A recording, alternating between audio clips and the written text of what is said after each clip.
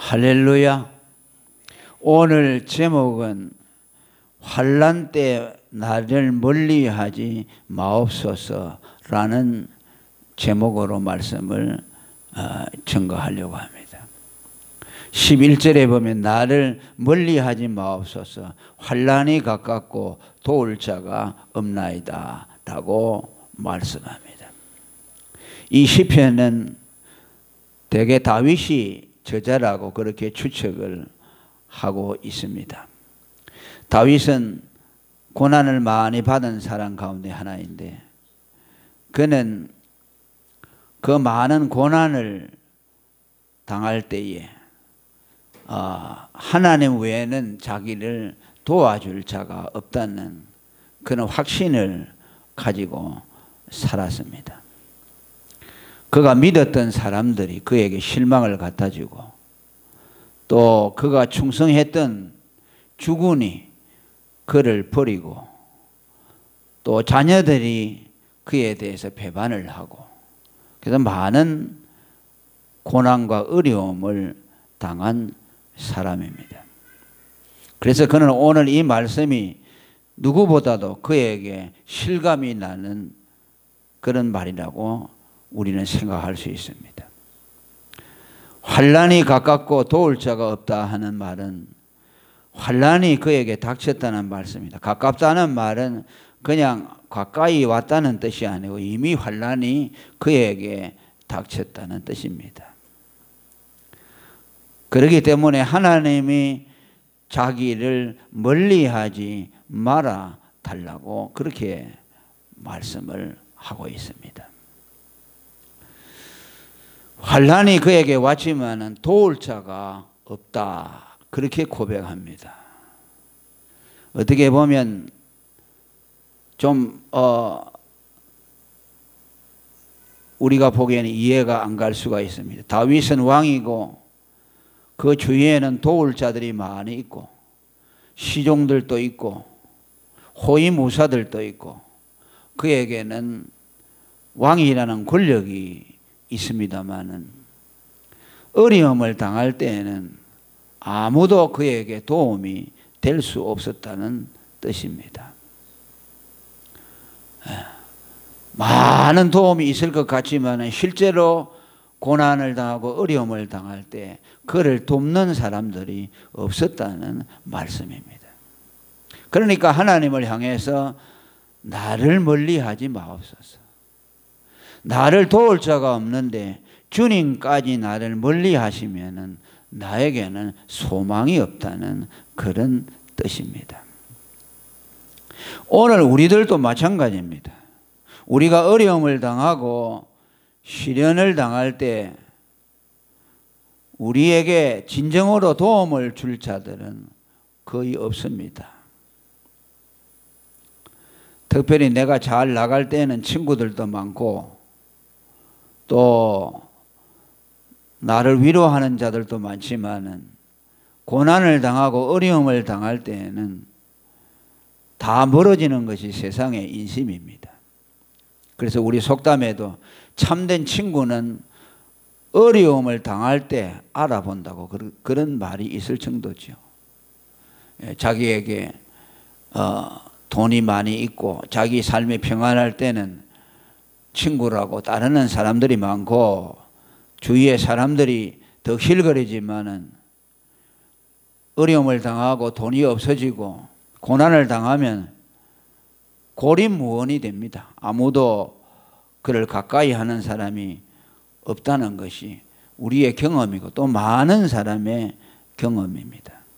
잠언서 17장 17절에도 친구는 사랑이 끊이지 아니하나 형제는 위급한 때까지 위하여 놨다, 그렇게 말합니다.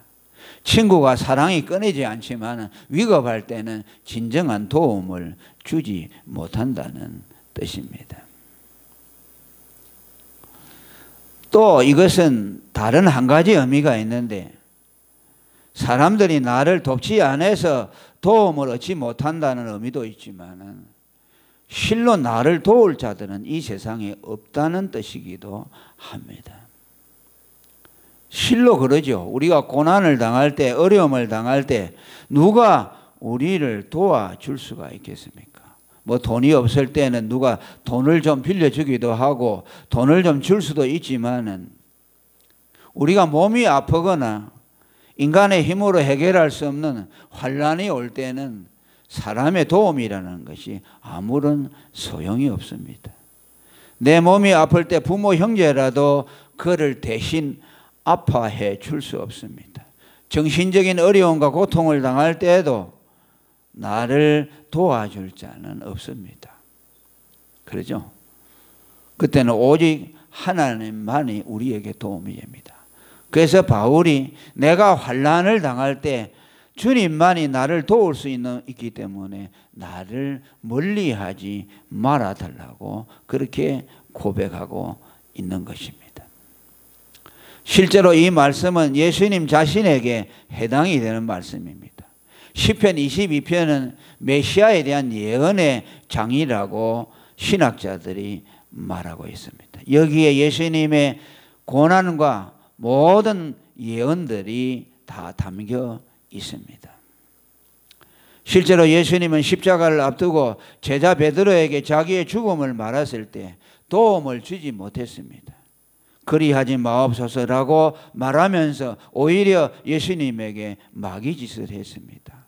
영적으로 어리고 믿음이 성숙하지 못하기 때문에 그를 돕는다고 했지만 예수님을 넘어지게 하는 그런 사람이 되었습니다.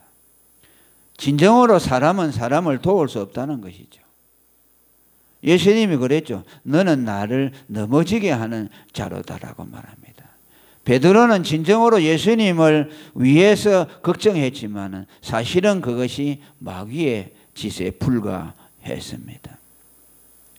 제자들을 데리고 겟세마네 동산에서 기도하러 갔을 때에도 예수님은 피땀을 흘리면서 기도했지만 제자들은 마음은 원이로되 육신이 약하다며 다 졸며 잤다고 말씀했습니다. 예수님이 얼마나 외로웠겠습니까? 그들이 예수님을 위해 기도한답시고 따라왔지만은 실로 기도의 자리까지 나가지 못하고 예수님 홀로 기도했습니다. 또 예수님이 붙잡히실 때도 아무도 도와주는 자가 없었고 제자들까지도 그를 다 버리고 도망했다고 마태복음 26장 56절에 말합니다. 이에 제자들이 다 예수를 버리고 도망했다고 말씀합니다. 진실로 예수님을 돕는 자는 아무도 없었습니다. 그가 붙들릴 때에 모두 그를 따라다니던 많은 청중들이 다 예수님을 떠나갔고 심지어 예수님의 제자들까지도 예수님을 버리고 떠났습니다. 오늘 이 본문은 바로 이 예수님 자신에게 해당되는 본문입니다.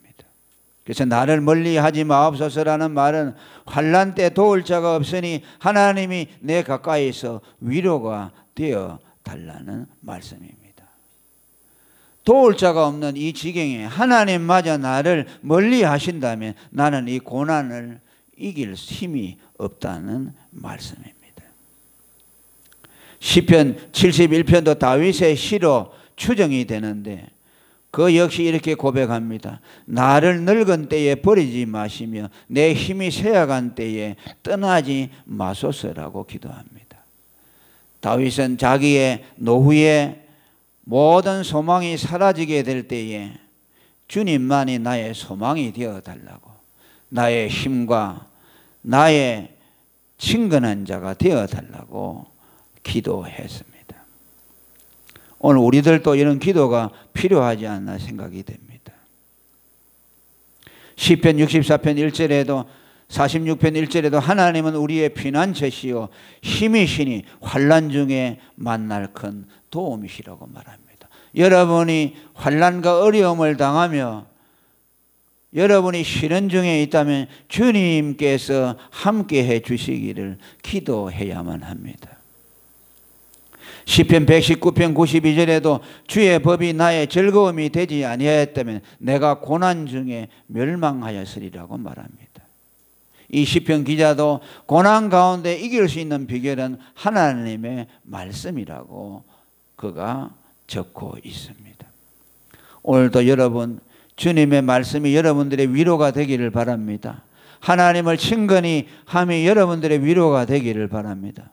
진정으로 우리를 도와줄 수 있고 우리를 위로하실 분은 하나님 한 분밖에 없다는 것을 이 말씀을 통해 깨달음을 얻어야 합니다. 그러면은 이 고난이 어느 정도의 고난입니까? 한마디로 말하면은 인간이 감당할 수 없는 정도의 고난입니다. 이것은 다윗에 대한 말씀이기도 하지만 예수님 자신에 대한 예언이라고도 말씀을 했습니다.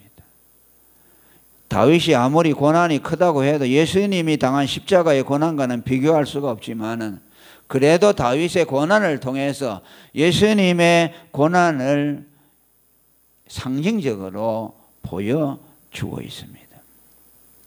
12절에 보면 뭐라고 합니까? 많은 항소가 나를 에워싸며 바산의 힘센 소들이 나를 둘렀으며 내게 그 입을 벌림이 찢고 부러지는 사자와 같으니다라고 말씀합니다. 많은 황소, 바산의 힘센 소들은 아주 강한 소를 말합니다. 보통의 소가 아니라 아주 강한 소들을 말합니다. 이것은 바로 다윗의 원수들이 그만큼 강하다는 것을 말씀합니다. 그런 강한 원수들이 다윗을 둘러싸고 있다는 말씀입니다. 후반절에는 그 입을 벌림이 찢고 부러지는 사자와 같다고 말합니다. 사자처럼 강하고 견고하다는 말씀입니다. 사자의 속성은 무엇입니까? 잔인하고 상대를 아껴보지 않는 데 있습니다. 사자가 여러분 공격을 할 때 아껴봅니까? 짐승들을 먹이를 향해서 잔인한 할 정도로 공격해서 그를 잡아먹습니다.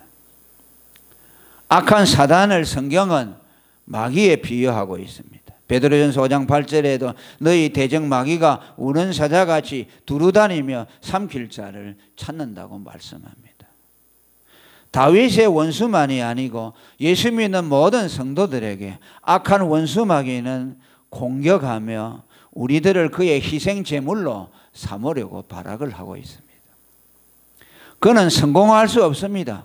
그럼에도 불구하고 마귀는 끊임없이 우리를 공격하고 있다는 사실을 우리는 잊지 말아야 합니다. 예수님도 마귀의 공격을 받았고 베드로도 마귀의 시험에 빠졌고 가룟 유다는 완전히 마귀의 사람이 되어서 예수님을 은30에 팔아 먹어버렸습니다. 택한 백성들에게 마귀는 승리할 수 없다는 것을 우리는 압니다. 그럼에도 불구하고 여전히 악한 사단은 믿는 자들을 미혹하고 시험하고 있다는 것을 우리는 알아야 합니다. 오늘도 주님이 우리 편이 되어주시고 우리를 보호하시기 때문에 우리가 능히 이길 수 있지만은 우리는 여전히 악한 사단의 공격과 또 그의 미혹을 끊임없이 받고 있다는 것을 우리는 잊지 말아야 합니다. 성도를 공격하는 환경과 사람과 마귀의 공격이 그렇게 강하고 집요하다는 뜻입니다. 한마디로 말하면 보통의 공격이 아니라는 것이죠. 황소나 바산의 힘센 소라고 했고 부러지는 사자와 같다고 했으니까 우리를 공격하는 환경이나 우리 주위의 모든 원수, 대적, 마귀 이런 것들이 강하기 짝이 없다는 말씀입니다. 인간의 힘으로 당해낼 수 없는 그런 원수들에게 우리는 하나님을 끊임없이 의지해야 합니다. 할렐루야. 너희는 염려하지 말라고 말합니다. 염려함으로 마귀의 시험에 든다고 말합니다. 마귀의 시험에 들지 않도록 깨어서 기도하라고 우리에게 권면하고 있습니다. 마귀로 너희에게 틈을 타지 못하도록 하라고 말씀하고 있습니다. 그죠? 그래서 우리는 끊임없이 깨어서 우리는 정신을 차리고 마귀를 대적하는 자들이 되시기를 축원합니다. 14절에는 그 고난을 문학적으로 표현합니다. 나는 물같이 쏟아졌다고 말씀합니다. 물을 땅에 쏟아버리면 다시 주워 담을 수가 없습니다.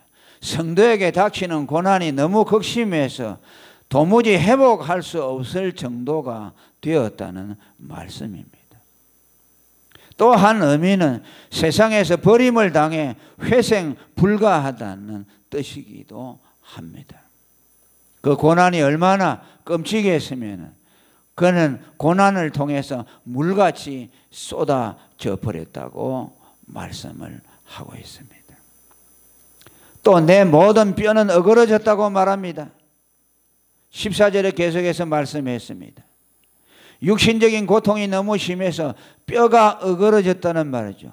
쉬운 말로 한다면 뼈가 이골이 났다는 말씀입니다. 뼈가 어긋났다는 말씀입니다. 부러지거나 관절이 서로 어긋나서 마치 부러진 것과 같은 고통이 임한다는 뜻입니다.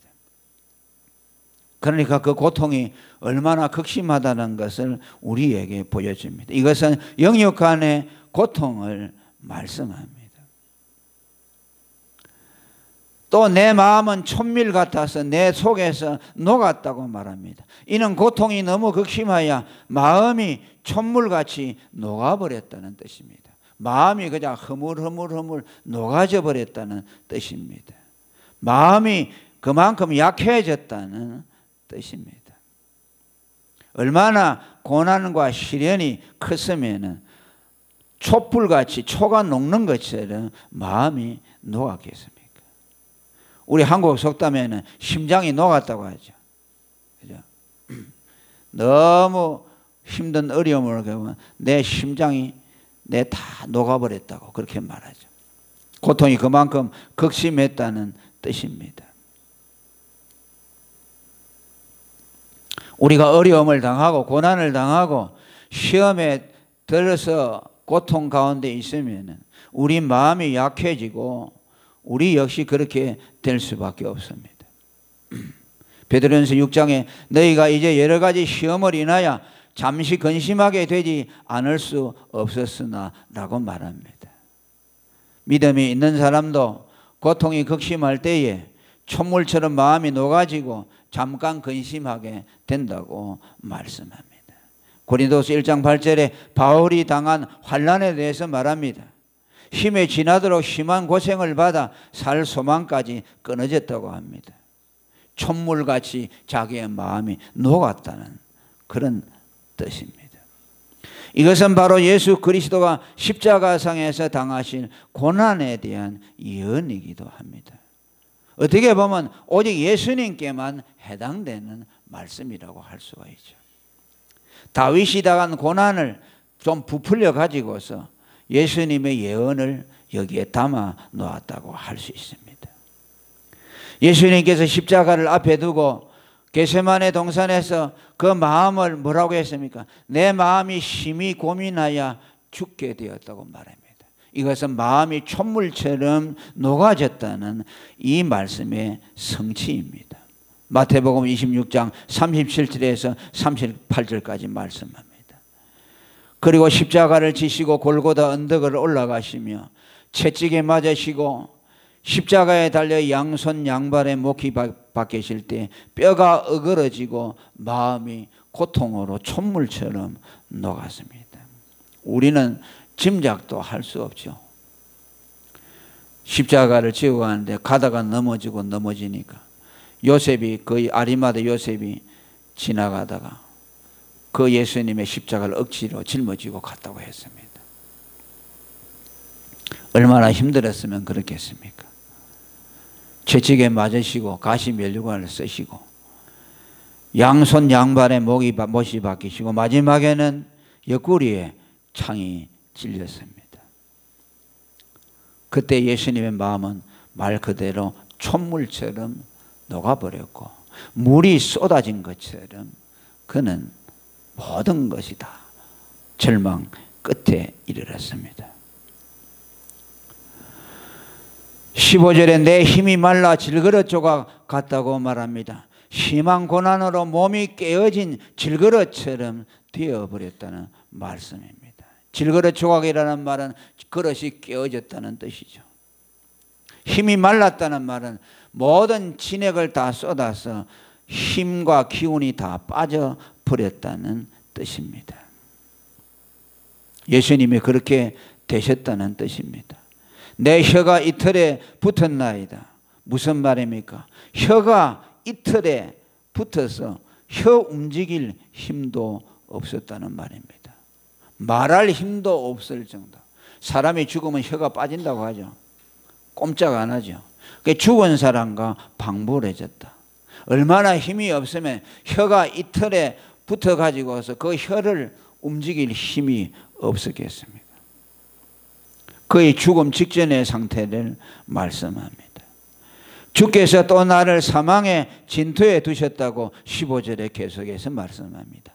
진토는 흙을 말하는데 곧 죽음을 뜻합니다. 사망의 진토에 주셨다는 말은 죽음으로 죽음에 거의 이르렀다는 뜻입니다.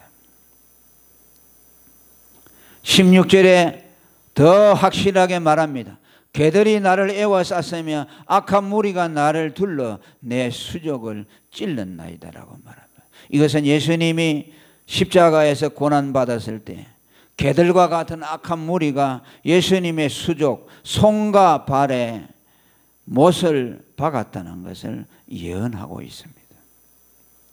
개와 같은 악인들이 예수님을 둘러싸고 예수님의 손에 못을 박고 예수님의 발에다가 못을 박았습니다.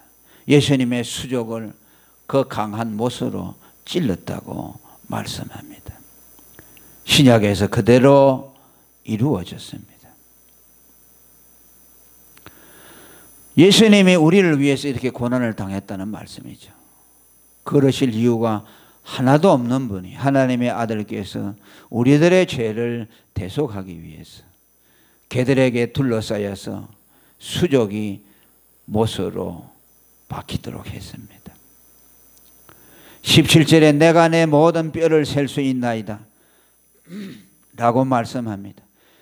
내 모든 뼈를 셀 수 있다는 말은 고난 중에 뼈가 다 드러나서 뼈를 다 셀 수 있었다는 뜻입니다. 어깨는 어깨쭉지대로, 갈비뼈는 갈비뼈대로 숨겨진 뼈가 다 드러날 정도로 예수님은 고통을 당했다는 말씀입니다. 18절에 내 겉옷을 나누며 속옷을 제비 뽑았다고 말씀합니다.